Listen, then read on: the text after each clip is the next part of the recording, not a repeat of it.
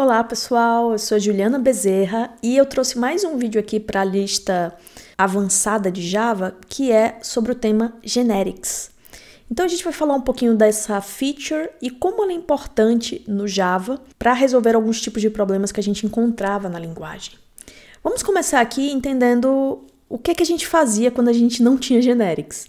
Então, por exemplo, se a gente quisesse salvar uma lista de coisas, sei lá, e a gente quisesse armazenar elas como um array, o que a gente tinha que fazer? A gente tinha que criar essa lista associada a algo genérico, ou seja, a um object. A gente sabe que a classe object é a classe pai de todas as classes. Tudo é um object. Então, dentro de coisas eu poderia adicionar uma string, dentro de coisas eu também poderia adicionar números. 1, 2, 3. A gente pode colocar outros adds aqui. 4, 5, 6. Por exemplo. E aí, nessa lista, basicamente eu teria diferentes coisas, certo? Tanto textos como números.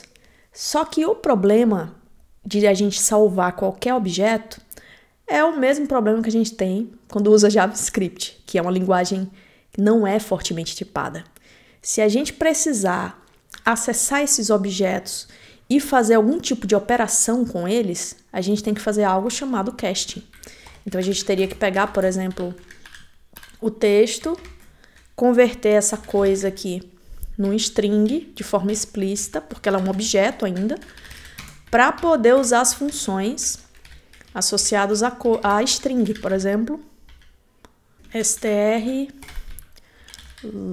lowercase, lowercase, algo assim, é to lowercase. Agora sim, se a gente executar esse programa, obviamente ele não vai funcionar, mas você percebe agora, antes de executar, que a compilação funciona. Então esse tipo de problema a gente só detectaria em tempo de execução. E aí que as coisas começam a complicar, porque o ideal em qualquer linguagem de programação é você tentar antecipar os problemas para o tempo de compilação, pelo menos para linguagens compiladas, né? Porque aí você já corrige no teu código, você não vai ter esse erro acontecendo. Então, se a gente rodar aqui, é que a gente vai ver um erro de class cast exception. Ele imprime o primeiro item, que era um string, mas os outros são números. E por causa disso, né, porque eu estou tentando fazer um casting explícito aqui, eu vou ter esse problema de class casting. Então, o grande problema desse método de programar as coisas como objetos no Java é que a gente tinha falta de segurança de tipos. E o Java foi feito fortemente tipado. Ele deveria trazer essa segurança para nós. Então, para resolver esse problema, é que houve a introdução dos generics, que são uma funcionalidade que habilita tipos genéricos. Você define esses tipos como parâmetros, e uma vez que esses tipos são definidos, eles ficam ligados àquela variável. Por exemplo, as listas e os array lists, esses objetos aqui, eles funcionam hoje, eles suportam hoje o tipo genérico. Tanto é que a gente está vendo aqui que tem um warning já, porque a gente não informou nenhum tipo associado a coisas. Então, a gente poderia colocar aqui o operador diamante e colocar um tipo string, por exemplo. E se a gente fizer isso, e aqui a gente não precisa repetir, né? A gente só usa o operador diamante. Se a gente fizer isso, agora essa lista só vai aceitar strings. Já começou a dar erro de compilação. Então, eu nem consigo executar esse código. Eu já consigo capturar o erro de antemão. Esse é o grande ponto. É a grande vantagem do generics. E aí sim o meu código vai funcionar e eu tenho segurança de tipos. Além disso, esse caching não precisa mais ser feito, porque eu já sei que coisa vai ser um string, porque eu já declarei aqui na minha variável. Então eu posso colocar coisa diretamente aqui, não preciso fazer caching e o código continua funcionando. Então isso é uma grande vantagem. Eu não vou ter mais o trabalho de ficar fazendo cachings explícitos e nem a preocupação de que um erro ocorra em tempo de execução, porque eu já estou tratando esses erros em tempo de compilação, que é muito mais seguro, né? A gente pegar um erro em tempo de compilação do que em tempo de execução. Mas beleza, a gente viu o uso de generics aplicado aqui a uma array list, a uma coleção de itens, o que é bastante interessante. Mas a gente também pode criar classes e utilizar esses generics dentro das classes. Então, vou criar uma classe aqui, box. E a gente vai fazer o quê? A gente vai colocar um campo aqui. Nossa. A gente vai colocar um campo private chamado item. E ao invés de a gente usar o tipo objeto, que tem todo aquele problema que eu falei, objetos são tipos genéricos, podem ser qualquer coisa, a gente tem que fazer casting, a gente tem que se preocupar com erros de runtime, então a gente não vai fazer isso, a gente vai usar um tipo genérico. E para usar o tipo genérico, a gente costuma utilizar uma letra que representa esse tipo. Então aqui na definição da classe, a gente vai usar o operador diamante e a gente vai dizer que a gente aceita o tipo genérico T. Eu não sei o que é T. Eu só sei que ele é um tipo que vai ser permitido e que vai ser informado na instanciação dessa box. Então, quando eu defino que minha classe suporta esse T, eu consigo dizer que os meus atributos podem ter o tipo T, eu consigo dizer que os meus métodos podem receber o tipo T, eu consigo dizer que o meu método também pode retornar o tipo T. E aí, agora aqui na main, a gente pode pegar uma variável box, criar essa variável associada a um string, por exemplo, e colocar aqui um item string, e a gente pode também, vamos colocar aqui str, e a gente pode fazer mais uma coisa. A gente não está preso ao tipo string. Essa box pode guardar qualquer coisa. A gente pode colocar um tipo int aqui. Olha que interessante. E aí a gente pode imprimir, claro, né? Em ambas as situações, o item, sysout. Agora sim a gente pode imprimir o item e a gente pode imprimir também da box int o item que está salvo lá, e a gente vai perceber que a gente criou dois objetos de tipos genéricos diferentes, mas com o mesmo tipo, que é o tipo box.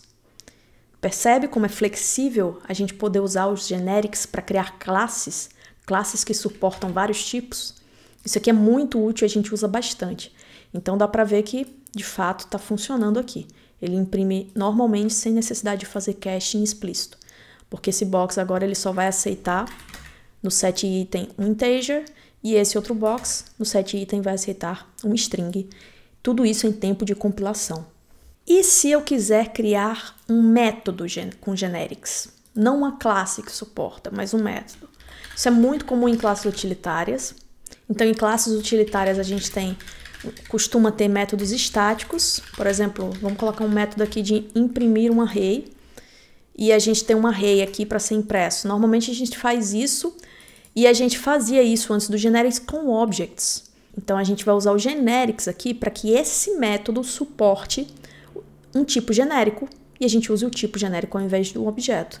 E a gente faz isso aqui colocando o operador diamante e o T na definição do método. E aí a gente pode trocar os objects pelo T e nosso programa, nosso método já está pronto para suportar generics. Então perceba que a classe ela não é instanciada com um tipo, até porque é uma classe utilitária. Ela só tem métodos estáticos. É o método que suporta um tipo genérico. E aí, se a gente voltar aqui para main, a gente pode vir aqui, criar um array de string. Vou chamar de strings mesmo. E aqui a gente pode também criar um array de integers, certo? E aí a gente pode chamar o print array do util com strings e com inteiros. Olha que interessante, é o mesmo método, mas eu passei arrays de tipos diferentes. E ele não deu erro de compilação. Porque no momento que eu passo os parâmetros, é que é feito o binding desse tipo aqui genérico. É que eu vou saber que tipo o print array está aceitando. Aquele aceita um array de strings e aquele aceita um array de inteiros. E aí, se a gente executar o programa, a gente vai ver que está tudo funcionando de fato. Ele imprimiu o array de string e imprimiu o array de inteiros, normalmente sem maiores problemas. Então, os tipos genéricos trazem essa versatilidade para o código. A gente não tem que criar um print array para cada tipo existente no Java. Basta definir um tipo genérico e utilizá-lo na chamada aqui do método e na sua definição, como a gente fez aqui. Vamos trabalhar agora com uma outra funcionalidade bem interessante. A gente vai criar aqui uma classe chamada calculadora. Quem nunca fez, né? Aquela famosa calculadorazinha. E a gente vai ter um método estático, public static, ele vai aceitar um tipo aqui, e a gente vai chamar double soma. E a gente vai ter um t número 1, t número 2, e a gente vai retornar o número 1 mais o número 2, dessa forma. Qual é o problema que a gente tem ao fazer isso aqui? A gente está querendo criar uma soma que some qualquer valor. A gente não quer criar uma que some apenas inteiros, a gente quer criar uma soma que some também números decimais, doubles. Então, qualquer número vai ser válido aqui para essa soma. E quando a gente faz isso, essa definição, apenas com o tipo genérico, a gente tem um erro porque a gente está dizendo que o operador mais está indefinido para o argumento do tipo t. Porque, de fato, eu posso passar para essa soma aqui até um string. Eu não tenho garantia de que esse mais vai estar disponível. O mais, ele só é permitido para um tipo, que é o tipo number. Então, o que eu posso fazer aqui é usar algo que a gente chama de bounded types. A gente vai dizer que esse t estende o tipo number.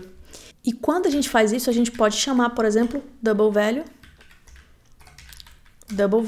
que são métodos disponíveis aqui no tipo number, e, portanto, a gente pode utilizá-los. Se a gente não tivesse isso aqui, ó, esse código não estaria disponível porque esse double value é um método que não existe para um tipo t genérico, ou seja, se eu passar um string aqui, eu não vou ter um double value dela.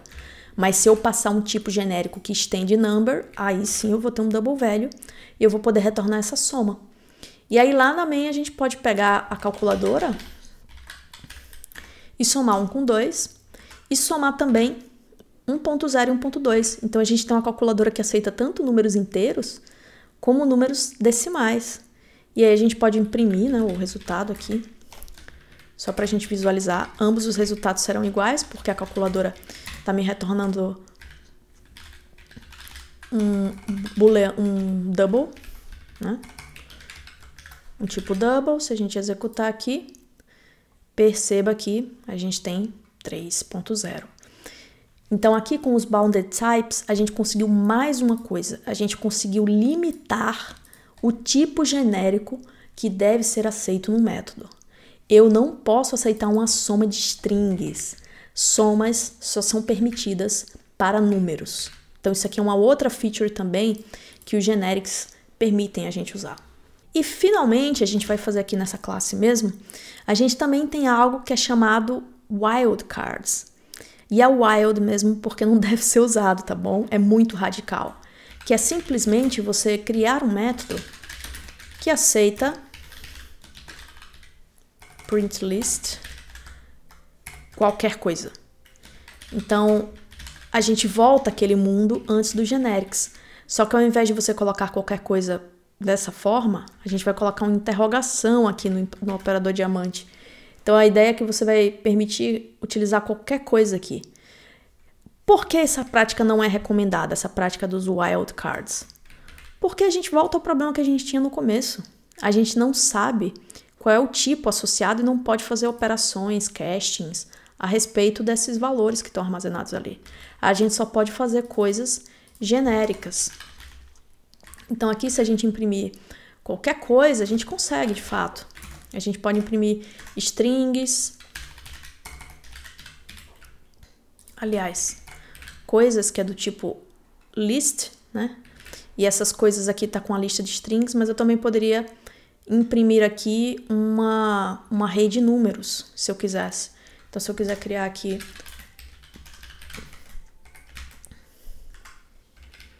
números e colocar aqui números.add 1, por exemplo, a gente também pode imprimir os números e a gente teria o programa funcionando porque ele aceita qualquer coisa. A operação de impressão, ela não precisa conhecer a estrutura do dado, ela só mostra o seu valor, sua representação textual. Ou seja, ela chama aquele método toString famoso que a gente conhece, que exibe a representação textual do objeto. Como todos os objetos têm um toString, todos os tipos vão poder ser impressos. Mas se a gente precisar fazer qualquer outra coisa mais específica, a gente teria que fazer um caching, e aí a gente teria aqueles problemas de runtime que podem ocorrer, porque a gente está aceitando qualquer coisa aqui. Então, o wildcard representa um tipo desconhecido, mas é importante não usar essa feature. Eu não vejo nenhum cenário onde a não ser esse aqui que eu estou mostrando, né, que é muito genérico, mas se você precisar manipular qualquer coisa do dado, é importante você usar os tipos genéricos específicos, mas não os wildcards. Então é isso, hoje a gente aprendeu sobre generics, entendemos como eles permitem que a gente escreva código mais flexível, reusável, seguro, com checagem de tipos. A gente falou de classes genéricas, de métodos, bounded types e wildcards. Vimos algumas boas práticas e coisas que devem ser evitadas. E se puder agora, me dá uma força aqui no canal, interagindo com o vídeo.